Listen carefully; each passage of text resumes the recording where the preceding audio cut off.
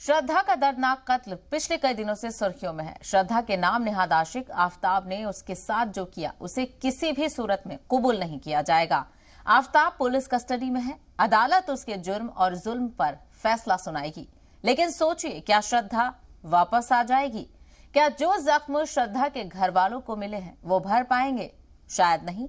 आज हम इसी सिलसिले में बात करेंगे और जानना चाहेंगे कि सोशल मीडिया की दुनिया में अच्छे और बुरे का फर्क कैसे करें, अपने बच्चों को सोशल मीडिया के बुरे असरात से कैसे बचाएं, आजाद जिंदगी गुजारने में कैसे एहतियात बरतें, हमारी क्या जिम्मेदारी है, समाज की क्या जिम्मेदारी है, माँ बाप की क्या जिम्मेदारी है और बच्चों की भी क्या जिम्मेदारी है।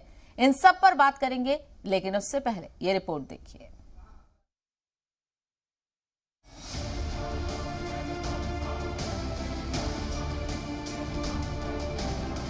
पिछले कई दिनों से मुल्क भर में श्रद्धा के कत्ल और उसके नाम नेहाद आशिक की खबर सुर्खियों में। जिसने भी सुना उसका दिल दहल गया। जितनी बेरहमी और दर्दनाक मौत मिली है श्रद्धा को, वो न सिर्फ कत्ल की सबसे ज्यादा खौफनाक कहानियों में याद रखी जाएगी, बल्कि आफताब पर गुनाह भी साबित हो जाए, उसे सजाए मौत भी मिले, लेकिन श्रद्धा की न तो जिंदगी वापस आएगी और न ही उसके घर वालों के जख्म पर मरहम रखा जा सकेगा। जी सलाम देश की तमाम श्रद्धा से ये गुजारिश करना चाहता है कि वो होशियार रहें, अलर्ट रहें, फैमिली और अपने माँ बाप की पनाह में अपनी जिंदगी का फैसला सोच समझ कर लें।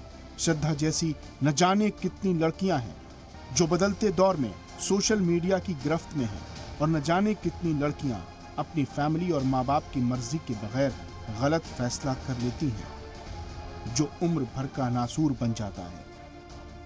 जी सलाम मुल्क की तमाम श्रद्धा को आफताब और उस जैसे दरिंदे से महफूज रखने की मुहिम चला रहा है। माँ बाप से भी अपील है कि वो वक्त दें और बच्चियों को महफूज रखें। ब्यूरो रिपोर्ट, जी मीडिया।